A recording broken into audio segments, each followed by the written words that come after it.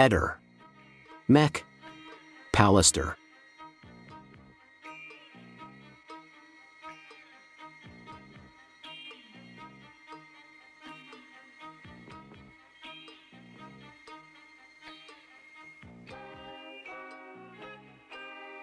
Un maglione giallo, un paio di guanti color arancio, diversi coltelli e strumenti da taglio. È questo il materiale sequestrato dagli inquirenti all'interno dell'abitazione di Sebastiano Visintin, ora formalmente indagato per l'omicidio volontario della moglie, Liliana Resinovic, un sequestro che arriva a seguito di una serie di nuovi riscontri tecnici che stanno ridisegnando completamente la cornice investigativa attorno al giallo di Trieste. Rimasto per oltre 3 anni sospeso tra l'ipotesi di una scomparsa volontaria e quella, ben più grave, di un omicidio mascherato da suicidio, il nuovo impulso alle indagini è arrivato nelle scorse settimane, in particolare dopo la relazione medico-legale firmata dall'anatomopatologa Cristina Cattaneo, ma a orientare le attenzioni degli investigatori verso l'ambiente domestico in cui Liliana viveva insieme al marito è stato anche un altro elemento. La presenza sul corpo della donna di microtracce compatibili con alcuni indumenti appartenenti proprio a Sebastiano Visintin, secondo quanto riportato dal Fatto Quotidiano. Sul polsino sinistero della maglia che la 63enne indossava al momento della scomparsa è stata isolata una fibra di colore giallo chiaro, lunga circa 2 cm, con estremità assottigliate, un frammento compatibile con tessuti acrilici, che gli investigatori ritengono assimilabile a quelli di un maglione in uso al marito. Oltre a questo, su uno dei sacchi neri in plastica che avvolgevano il corpo della donna, rinvenuto il 5 gennaio 2022 nel bosco dell'ex ospedale psichiatrico San Giovanni di Trieste, è stata rilevata anche l'impronta di una trama compatibile con quella lasciata da una mano coperta da un guanto. Anche in questo caso, i rilievi effettuati nelle scorse settimane hanno suggerito un possibile collegamento con un paio di guanti di colore arancione che Visintin avrebbe indossato proprio il giorno della scomparsa della moglie, ovvero il 14 dicembre 2021. Tale informazione trova ulteriore conferma nel materiale visivo prodotto dallo stesso indagato. In particolare, alcuni frame estratti dai video girati da Visintin con una telecamera GoPro montata sulla propria bicicletta mostrano chiaramente l'uomo con indosso un giubbotto, sotto il quale si intravede un maglione giallo acceso, e delle mani coperte da guanti rosso-arancio. È doveroso sottolineare che Sebastiano Visintin e Liliana Resinovic erano sposati e conviventi.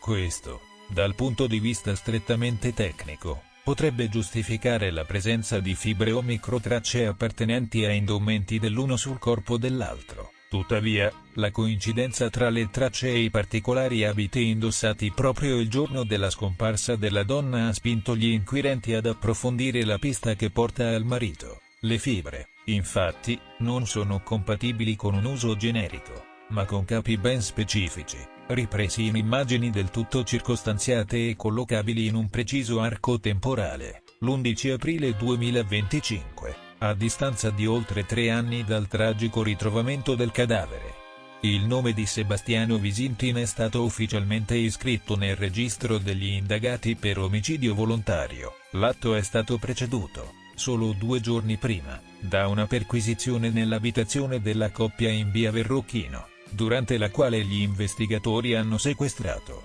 oltre al maglione e ai guanti, anche diversi coltelli e strumenti da taglio. Si tratta di oggetti che Visintin utilizzava per lavoro, in quanto arrotino, ma che ora saranno sottoposti a esami specifici per accertare l'eventuale presenza di tracce biologiche o compatibilità con le ferite rinvenute sulla vittima. Alla notizia dell'iscrizione nel registro degli indagati, Sebastiano Visintin ha reagito con un'apparente calma, dichiarando alla stampa di non ricordare con precisione cosa indossasse il 14 dicembre 2021. Ha affermato di acquistare i suoi abiti ai mercatini dell'usato, cambiandoli spesso, e ha consegnato direttamente al proprio legale il verbale dei sequestri senza leggerlo, il giorno successivo all'avvio ufficiale delle indagini a suo carico. Ha lasciato Trieste e si è diretto in Austria per far visita ad alcuni amici, dichiarando di non sapere quando farà ritorno. Finito il girotorno a Villaco, ha detto in una telefonata,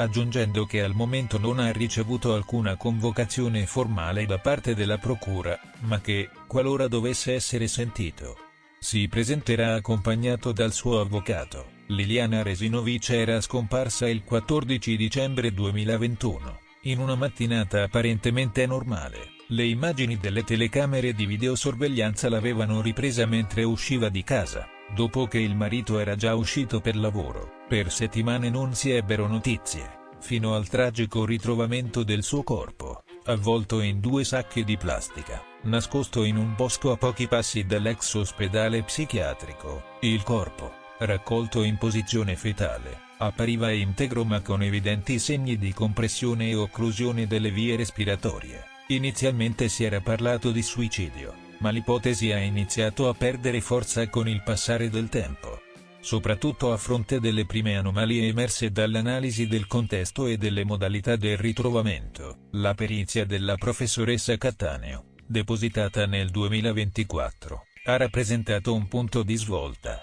ritenendo altamente probabile che la morte fosse avvenuta tra le 8 e le 12 del mattino del 14 dicembre, poche ore dopo la colazione, un dettaglio fondamentale, che ha ridefinito l'intera cronologia e riacceso i riflettori su chi, in quel lasso di tempo, avrebbe potuto incontrarla. Ora, con Sebastiano Visintin ufficialmente indagato, il caso assume i contorni ben più definiti, ma non meno inquietanti.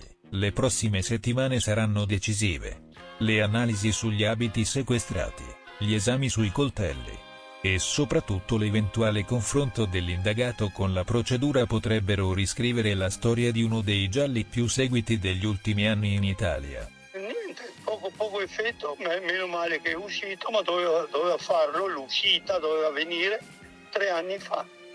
Questo è, siamo in colpevole ritardo per me. Subito dopo ringrazio la procura che finalmente è condotta da persone volonteriose di ricercare la verità, cosa che non è successo 3 anni fa, perché la procura ha perso 1 anno e mezzo per tentare di farci ingoiare un inesistente suicidio. Quello era un tentativo andato male di farci ingoiare un suicidio inesistente. Eccolo, adesso finalmente è uscito che questo è un omicidio ed è giusto che la procura faccia le sue ricerche e indaghi come doveva fare 3 anni fa. 3 anni fa la procura avrebbe potuto indagare mezza dozzina di persone, per non dire di più. E se quando c'è qualcuno sul quale possono ricadere dei sospetti, giusto è approfondire o no? Posso dire solo una cosa, che sono contento che appunto che siano iniziate le indagini. Adesso con questa nuova procura e nuovi investigatori io auspico che si riesca ad arrivare alla verità. Chi appunto andava altrimenti a uccidere mia sorella povera, ecco, e dopo farla ritrovare, chi aveva qualche giustificazione? L'unico era il marito. Non è difficile da pensare. Inutile farsi non so, film, storie e supposizioni. Questo è. 3 giorni dopo mi ha chiamato. Io ho finito di lavorare, ci siamo incontrati e vedo testuale, io senza la Lili non riesco a vivere. Ho 560 euro di pensione al mese, chiuso. E io gli ho detto, gli dissi quella volta, non preoccuparti del fondo economico, andiamo a cercarla. E dopo è successo quello che è successo. Non sapevo niente, non sapevo che fossi stato indagato e non posso dire che sono contento. Non mi aspettavo di essere l'unico indagato. Tutti adesso dovrebbero stare sotto la lente.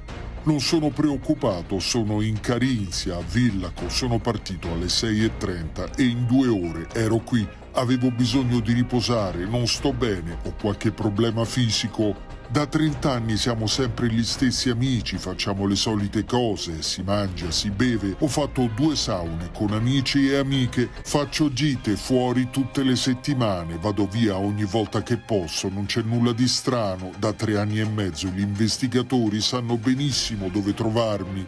Il marito è sempre il sospettato numero uno. Questo oggi è il mio ruolo. Certo non è piacevole, ma sono assolutamente tranquillo, non ho nulla da nascondere. Dopo 3 anni e mezzo è stata una brutta sorpresa, ma non sono assolutamente preoccupato. Le verifiche sono state fatte minuziosamente più volte, ma poi uno che uccide la moglie, dopo prende la GoPro e va in giro per il Carso in bici? Impossibile.